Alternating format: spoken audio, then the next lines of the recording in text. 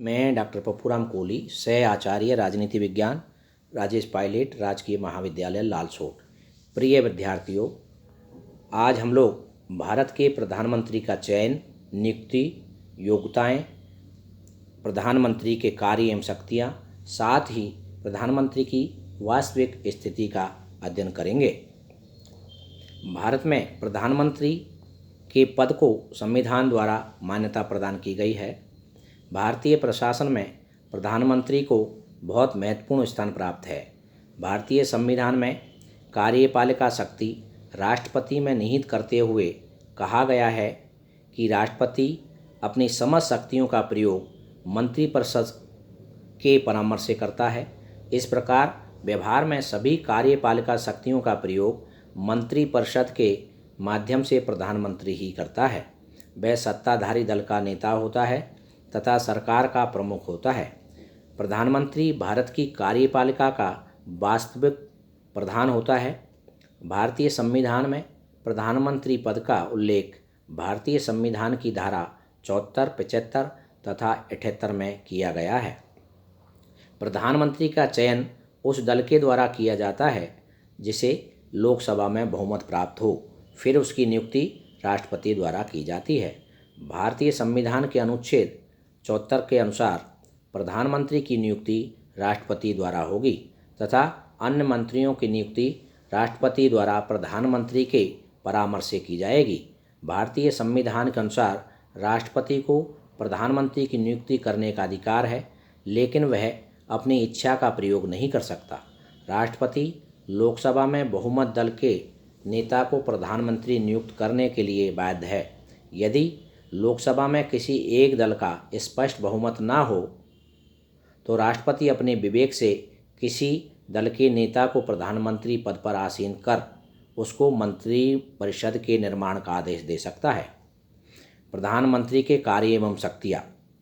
वर्तमान समय में प्रधानमंत्री की शक्तियाँ इतनी बढ़ गई हैं कि कुछ लोग भारत की शासन व्यवस्था को संसदीय शासन या मंत्रिमंडलात्मक शासन नहीं वरन प्रधानमंत्री का शासन कहते हैं। प्रधानमंत्री के कार्य तथा शक्तियों का विवरण निम्न प्रकार है। नंबर 1, मंत्रिपरिषद का निर्माण। लोकसभा में बहुमत वाले दल का नेता प्रधानमंत्री चुना जाता है।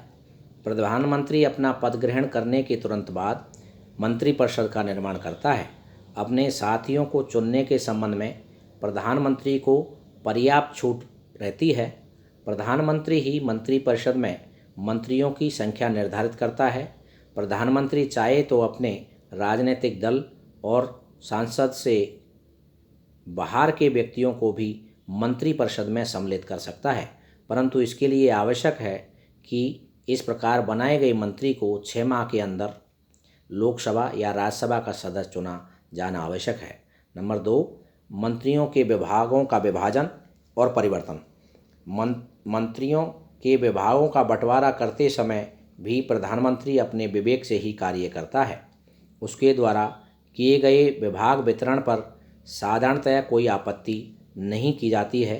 अपने साथियों में एक बार विभाग वितरण कर चुकने के बाद भी प्रधानमंत्री पदों में जिस प्रकार और जब चाहे परिवर्तन कर सकता है। वह किसी भी मंत्री को उसके आचरण तथा अनुचित कार्यों के कारण त्यागपत्र देने के लिए बाध्य कर सकता है।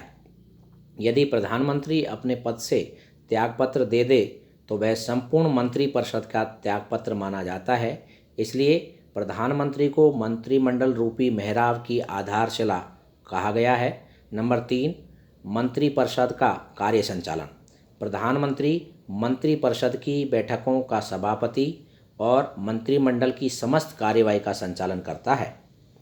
मंत्रिपरिषद की बैठक में उन्हीं विषयों पर विचार किया जाता है जिन्हें प्रधानमंत्री एजेंडे में रखे। यद्यपि मंत्रिपरिषद में विभिन्न बातों का निर्णय आपसी सहमति के आधार पर किया जाता है, किंतु प्रधानमंत्री का कथन ही निर्णायक होता है। नंबर 4, मंत्रिपरिषद और राष्ट्रपति के बीच की कड़ी। प्रधानमंत्री मंत्रिपरिषद एवं राष्ट्रपति के बीच सेतु का कार्य करता है, क्योंकि प्रधानमंत्री मंत्रिपरिषद की नीतियों एवं निर्णय उसे राष्ट्रपति को अवगत कराता है। वही राष्ट्रपति का परामर्शदाता होता है। इसलिए आपातकाल की स्थिति में राष्ट्रपति सर्वप्रथम उससे ही विचार विमर्श करता है। इसके अतिरिक्त किसी भी मंत्रालय की सूचना प्रधानमंत्री के द्वारा ही राष्ट्रपति तक पहुंचती है। नंबर 5, लोकसभा का नेता। संसद में बहुमत प्राप्त दल का नेता होने के कारण प्रधानमंत्री संसद का मुख्य तथा लोकसभा का नेता होता है। विधि निर्माण कार्य में प्रधानमंत्री ही नेतृत्व प्रदान करता है। वार्षिक बजट सहित सभी सरकारी विधेयक उनके निर्देशानुसार ही तैयार किए जाते हैं। दलीय सचेतक द्वारा वह अपने दल के सदस्यों को आवश्यक निर्देश देता है। भारत का प्रधानमंत्री योजना आयोग का पदेन अध्यक्ष भी होता है। नंबर 6, शासन के विभिन्न विभागों में समन्वय। प्रधानमंत्री शासन के समस्त विभागों में समन्वय स्थापित करता है, जिससे समस्त शासन एक इकाई के रूप में कार्य करे। समस्त विभागों में समन्वय स्थापित करने हेतु प्रधानमंत्री द्वारा समय समय पर विभिन्न विभागों को निर्देश दिए जा सकते हैं और मंत्रियों के विभागों तथा कार्यों में हस्तक्षेप किया जा सकता है। उच्च स्तरीय नियुक्तियां। राष्ट्रपति को संविधान के अनुसार उच्च अधिकारियों की नियुक्ति का अधिकार दिया गया है। व्यवहार में उनकी नियुक्ति राष्ट्रपति अपने विवेक से नहीं वरन प्रधानमंत्री के परामर्श से ही करता है। नंबर 8, उपाधियां प्रदान करना। भारतीय संविधान द्वारा राष्ट्रीय सेवा के उपलक्ष्य में भारत रत्न, पद्म विभूषण, पद्मश्री, पद्म भूषण आदि उपाधियां और सम्मान की व्यवस्था की गई है। व्यवहार में यह समस्त उपाधियां, सम्मान एवं नगद पुरस्कार आदि प्रधानमंत्री के परामर्श पर ही राष्ट्रपति द्वारा प्रदान किए जाते हैं। नंबर 9, अंतर्राष्ट्रीय क्षेत्र में भारत का प्रतिनिधित्व। अंतर्राष्ट्रीय क्षेत्र में भारतीय प्रधानमंत्री का स्थान अत्यंत महत्वपूर्ण है। चाहे विदेश विभाग प्रधानमंत्री के हाथ में हो या नहीं, फिर भी अंतिम रूप से विदेश नीति का निर्णय प्रधानमंत्री ही करता है। भारत की गुटनिरपेक्षता की विदेश नीति भारत के प्रथम प्रधानमंत्री जवाहरलाल नेहरू की ही देन है। नंबर 10, देश का सर्वोच्च नेता तथा शासक। प्रधानमंत्री देश का सर्वोच्च नेता तथा शासक होता है। देश का समस्त शासन उनकी इच्छानुसार संचालित होता है। यह व्यवस्थापिका से अपनी इच्छानुसार कानून बनवा सकता है और संविधान में आवश्यक संशोधन भी करवा सकता है। नंबर 11, सरकार का प्रमुख प्रवक्ता। देश तथा विदेश में प्रधानमंत्री शासन की नीति का प्रमुख तथा अधिकृत वक्ता होता है। यदि कभी संसद में किन्हीं दो मंत्रियों के आपसी विरोधी वक्तव्य के कारण भ्रम और विवाद की स्थिति उत्पन्न हो जाती है, तो प्रधानमंत्री का वक्तव्य ही इस स्थिति को समाप्त कर सकता है। निष्कर्ष रूप में कहा जा सकता है कि प्रधानमंत्री राष्ट्र का नेता होता है, क्योंकि देश के शासन के संपूर्ण बागडोर उनके हाथों में होती है। व्यवहारिक दृष्टि से देश का समस्त शासन उसी की इच्छा के अनुसार संचालित होता है। प्रधानमंत्री और उसके सहयोगी अन्य मंत्रियों के बीच के संबंध की चर्चा करने के बाद प्रधानमंत्री की स्थिति स्पष्ट हो जाती है। प्रधानमंत्री मंत्रिपरिषद का निर्माता होता है, उसे जीवन देता है और उसका अंत भी कर सकता है।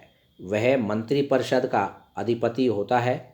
ऐसा कहा जा सकता है, यद्यपि संविधान के अनुसार प्रधानमंत्री और अन्य मंत्रियों के स्थान बराबर है, फिर भी उसे समकक्षों में प्रथम कहा जाता है। प्रधानमंत्री को सितारों में चंद्रमा की भांति कहा जाता है। इंग्लैंड के प्रधानमंत्री के संबंध में कहा जाता है कि वह सूर्य है जिसकी परिक्रमा मंत्रिपरिषद के अन्य सदस्य करते हैं। भारत में वास्तव में प्रधानमंत्री की यही स्थिति है। इस प्रकार हम कह सकते हैं कि प्रधानमंत्री के कार्य और उनकी जिम्मेदारियां बहुत महत्वपूर्ण हैं। वह देश का वास्तविक शासक है और जब तक उसे संसद के में बहुमत का विश्वास प्राप्त है, तब तक वह उसके पास असीम शक्ति है। इंग्लैंड के प्रधानमंत्री के संबंध में कहा जाता है, मंत्रिमंडल राज्य रूपी जहाज का निर्देशक चक्र है और प्रधानमंत्री उसका चालक। भारत के प्रधानमंत्री के संबंध में भी यह कहना उचित होगा।